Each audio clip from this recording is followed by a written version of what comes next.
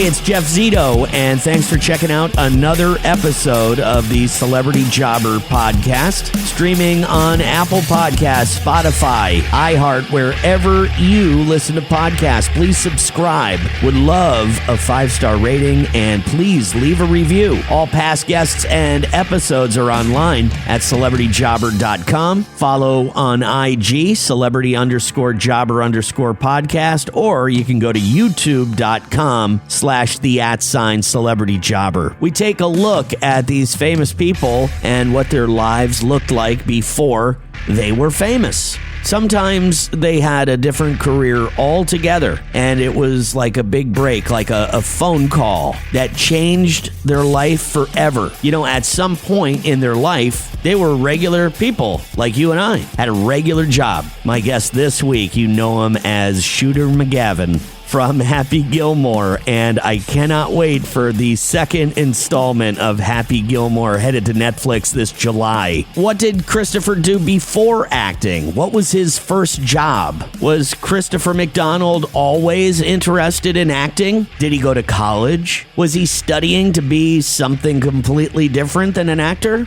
Oh, you better believe he did. You know, what about his family, his parents? What kind of jobs did they have? And of course, the big break that changed everything for Chris. We're going to hear all about it. Plays the role of Shooter McGavin in both Happy Gilmore and the sequel, Happy Gilmore 2. Plus, he's in a brand new movie in theaters right now. His name, Christopher McDonald, my guest this week on Celebrity Jobber.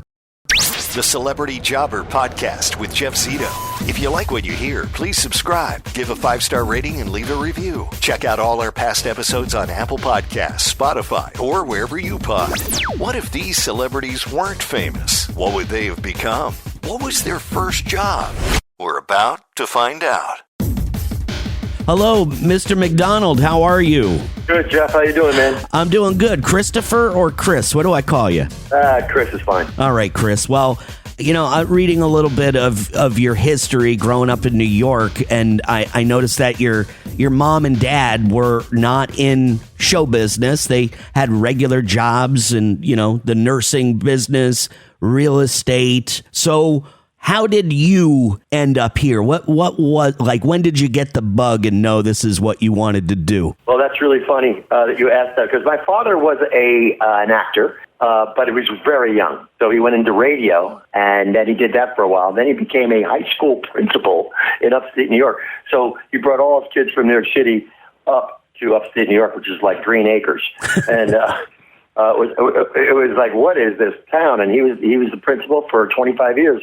Up at the high school that I went to and the school that I went to.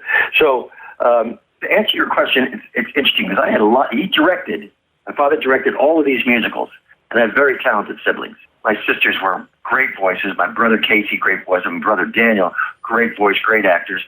But I was a trumpet player, and I was a very good trumpet player.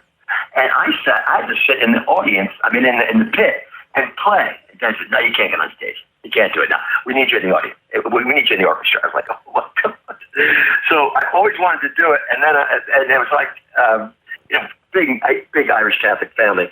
It's kind of like the talented kids, and then, "Oh yeah, Chris, here's movie money. Go see whatever." Just to brush me out of the way, and I was like, "Oh boy, this is getting in my craw." Celebrity Jobber. The Celebrity Jobber podcast with Jeff Zito. So what happened was I went to Hobart College, great school, and I was in the science department to be a dentist. My parents wanted me to be a dentist, and I went to the theater, and I was like, "Oh my God!" And I got this part in Who's Afraid of Virginia Woolf, great Edward Albee play, and I'm playing one of the lead guys, and it's like, whoa, I love this. Wow. So that's wild. That is wild, because it seemed like, okay, so your dad he was kind of in the business, you know, quote unquote, a little bit, and but it was them just kind of shooing you off, like, hey, you know, get out of the way, kid. You're getting in the way, well, and that kind of made you really want to focus on being an actor. Yeah, what's really interesting too is in college, I was one of the first people that got to go to that overseas program, and I was chosen, thank God. Went to London, saw the West End Theater, and went, oh my God, I remember the actor that I saw in 3 different productions on 3 consecutive nights, Derek Jacobi. He's now Sir Derek Jacobi. Brilliant actor. Blew me away. I looked up and I went, I'm going to do that for the rest of my life. Wow. So came back. I changed nothing. I went to pre-med. I went into English because there was no theater department really. And since then, I've bought them a theater in upstate New York. I was so grateful for that opportunity that I helped through this whole, center called the Mark Fearon Center, and the theater's got my name on it. Man, that's awesome. That's so cool. Do you ever think, though, I mean, I know you probably don't, but maybe once in a while you sit back and you go, man, I wonder what my life would have been like if I was, a dentist. Well, it's very interesting. Number one, people who commit suicide in this world are dentists. Really? They just, I don't know what it is. You look it up. I look, and it's like they jump out of buildings. They're just like so sick of working on people's mouths. I don't know, but isn't that weird? Yes. So yeah, and believe me, I was in New York. So at Fetters College, I go to Boston. I'm a waiter because that's what what you do. You're a waiter, and then I became a sommelier because I was like good gift of gab. And I went to this play, and I got this part. It was all this wonderful play that won the Obie Award that year called Nightclub Cantata, and then I traveled around with that, and then I told my family and friends, like, I'm going to Hollywood. I want to try to make an act. I want to be an actor. Right. And I remember it was what one friend said to me, okay, see you in 6 months, hotshot. And I've used that motivation every job I get. Watch me. Celebrity Jobber. The Celebrity Jobber podcast with Jeff Zito. What was your very first job, Chris? Very first paying job of all time. Do you remember what it was? Yes, it was called The Hearse.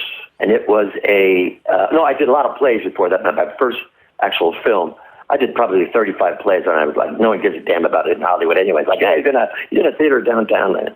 But the ones that came really loved it. But my first real film job was a movie called The Hearse. And this is after doing many commercials and stuff. And Joseph Cotton was one of the leads. Joseph Cotton this is one of the iconic actors. And but he was done by noon, I think, because of the album. But it was a goofy part. It was, I played a dumb kid from Sticks, so I knew that life. And then after that, it just started rolling, and it was quiet for a long time. And then Grease 2 happened. That was it. Wow, yeah. That was a game changer. So I guess I know what the answer for another one of my questions is going to be. But what was your very first job? The Hearse was your first job in acting. Were you just a regular guy in high school? Have a regular job in college? Oh, yeah, absolutely. I was working the restaurants all the time for, walking around money. We call it wham. And, so I worked at the Bellhurst Castle, one of the beautiful places up the street from the Hobart College. And I came to L.A., and what else do you do? I mean, you have to eat. I like eating, so I got a job in a restaurant, and I became a maitre d's and I did all the stuff that you do. And then I would, make real nice with the owners and say, listen, I got an audition. I got to get up to the valley. Can I leave today at 11? Well, that's our lunch rush. But we love you, Chris. Good luck. Come on back. Yeah, right. So that worked out. The Celebrity Jobber podcast with Jeff Zito. Celebrity Jobber. And you mentioned that you got the part in Grease 2. Was that the moment that changed your life forever, your big break, if you will? I would have to say yes, because I auditioned 5 times for that. And they saw everybody, and all these great dancers and all that kind of stuff. And I was trying to be Johnny Nagarelli. And you couldn't watch the Irish up in my face. I never got a part of playing John Nagarelli. So they let me go after the 5th night. I went home. I was like, oh, my God, this town. I'm sitting in a little single apartment in West Hollywood. I'm going, oh, my God, what am I going to do? I was heartbroken. The phone rings.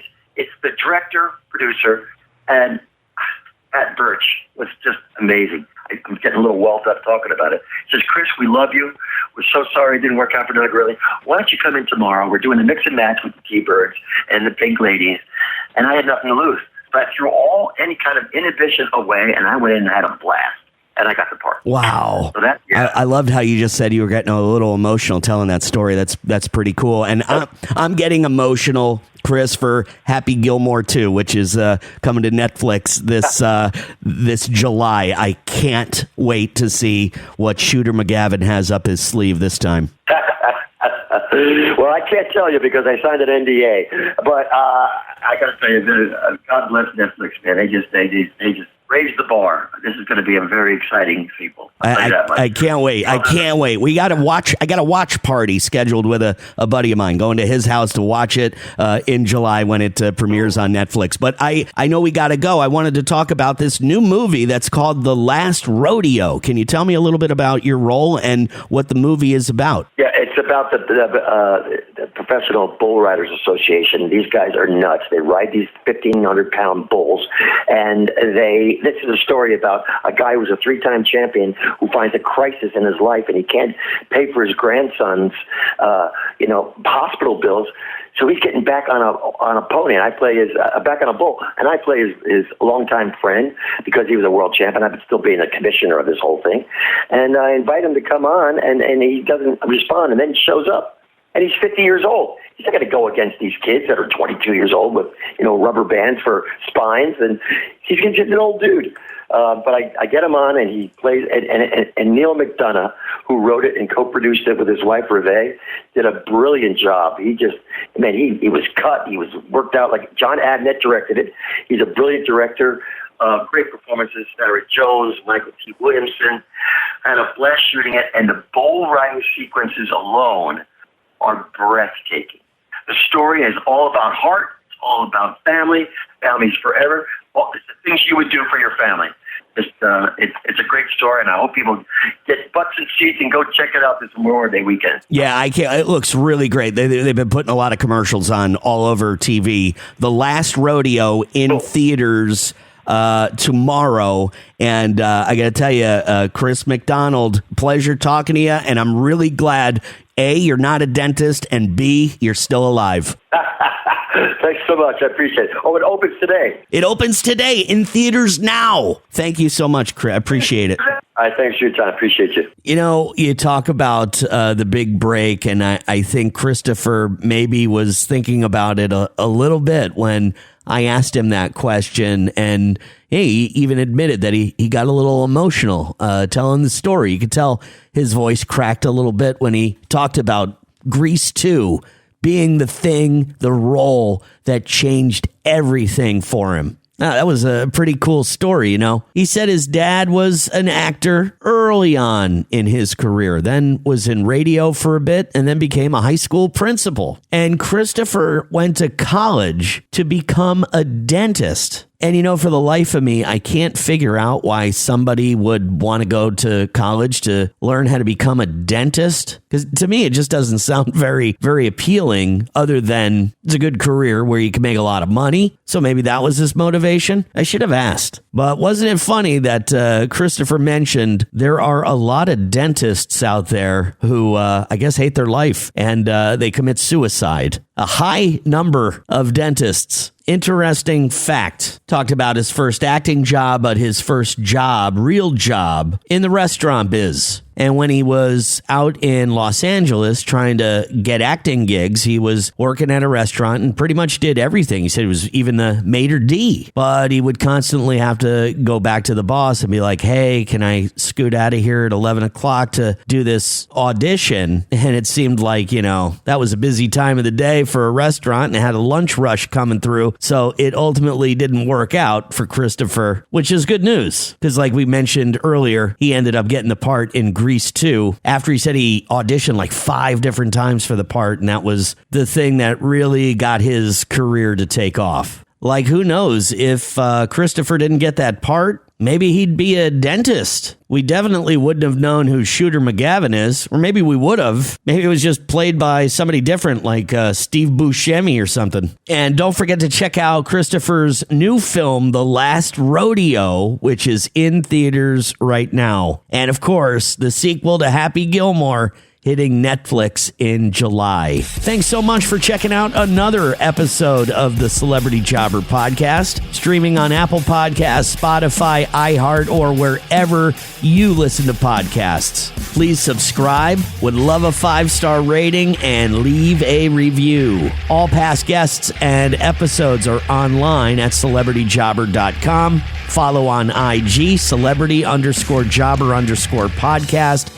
and of course, youtube.com/the@celebrityjobber. My guest next week from my home state of New Jersey, the one and only Kevin Smith. Pretty excited for that one. Thanks for listening to the Celebrity Jobber podcast. I'm Jeff Zito.